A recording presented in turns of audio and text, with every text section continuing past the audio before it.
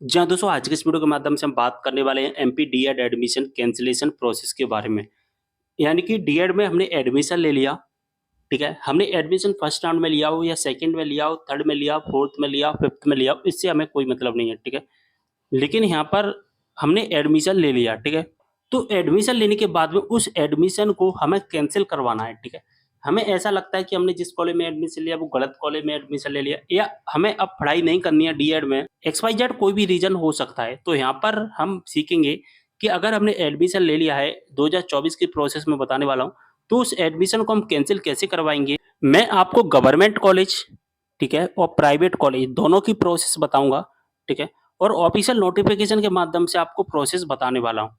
सबसे पहले तो हम समझेंगे कि एमपी डीएड में राउंड कितने होते हैं टोटल 2024 में, ठीक है? तो एडमिशन के जो टोटल राउंड रखे गए हैं इस बार, वो टोटल राउंड रखे गए हैं दोस्तों, एक तो फर्स्ट राउंड, ठीक है? एक सेकंड राउंड, एक थर्ड राउंड हो गया, इसके बाद फोर्थ राउंड और फिफ्थ राउंड, ठीक है? जो हमारे 3 राउंड हैं वो हमारे मेन राउंड होते हैं। बाकी के जो फोर्थ राउंड और फिफ्थ राउंड है वो हमारा सीएलसी राउंड होते हैं, ठीक है? यानी कि संस्था स्तर की ऑनलाइन काउंसलिंग जिसे हम कहते हैं, ठीक है? अगर यहाँ पर हम बात करें कि जो एडमिशन कैंसलेशन प्रोसेस होगी, अब वो किस तरह से होगी?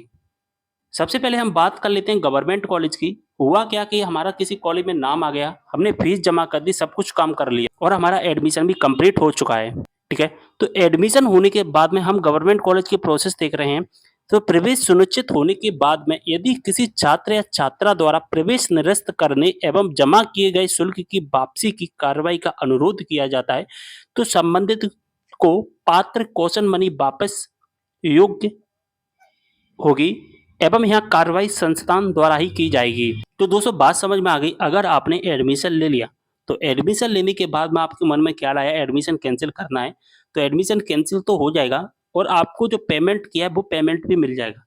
लेकिन जो पेमेंट आपने किया है वो आपको पूरा पेमेंट नहीं मिलेगा, ठीक है?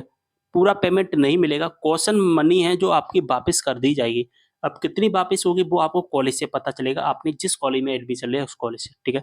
यहाँ कार्रवाई कहाँ से की जाएगी? या संस्थान के द्वारा की जाएगी। यानी कि जो एडमिशन कैंसल की जो प्रोसेस है, जो रिक्वेस्ट है वो सबमिट की जाएगी, वो ऑफलाइन की जाएगी। ऑफलाइन का मतलब है कि आपको अपने कॉलेज से ही एडमिशन कैंसलेशन की जो प्रोसेस सबमिट करवानी होगी। आप सोचा कि मैं ऑनलाइन कर सकूँ, ऑनलाइन नहीं होगी, पूरी की पूरी प्रोसेस ऑफलाइन ही होगी, ठीक है? प्रवेश निरस्तीकरण की प्रक्रिया जो होगी वो तीसरे चरण तक ही होगी। चाहे आप फर्स्ट राउंड में एडमिशन लो, सेकंड में लो, थर्ड में लो, ठीक है? यहाँ पर जो एडमिशन कैंसलेशन प्रोसेस होगी वो केवल 3 राउंड में होगी। जो 4th राउंड, 5th राउंड में एडमिशन लेगा, उसकी एडमिशन कैंसलेशन प्रोसेस नहीं होगी, ठीक है?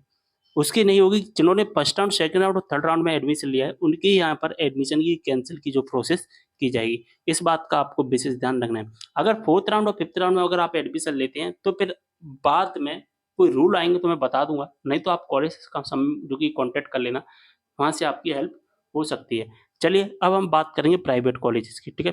हमने गवर्नमेंट कॉलेज की लिस्ट देख ली, अब हम प्राइवेट की बात करेंगे। अगर आपको ऐसा लगता है कि हमने एडमिशन ले लिया, ठीक है? हमने एडमिशन ले लिया और एडमिशन लेने के बाद में अगर हमें अपना जो एडमिशन है वो निरस्त करवाना है, तो जमा किया हुआ शुल्क वापस चाहता है। हमने एडमिशन करवाई तो सीधी-सी बात है, हम अपना पेमेंट भी तो वापस लेंगे।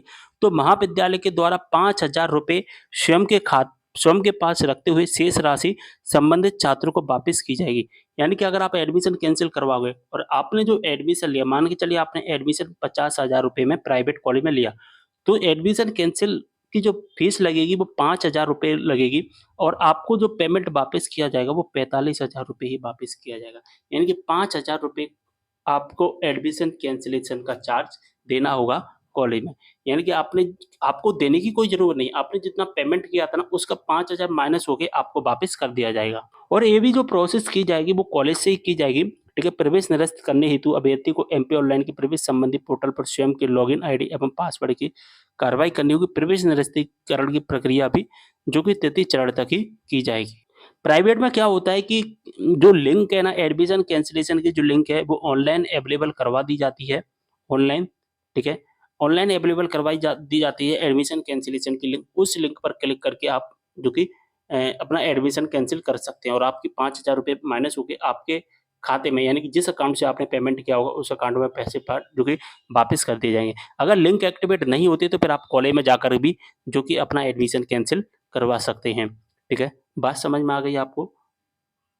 अब आपको कोई भी डाउट हो गवर्नमेंट कॉलेज या प्राइवेट कॉलेज के एडमिशन कैंसिलेशन से संबंधित, तो आप मुझे कमेंट कर सकते हैं। मिलते हैं अगली वीडियो में एक और जानकारी के साथ, तब तक के लिए बाय।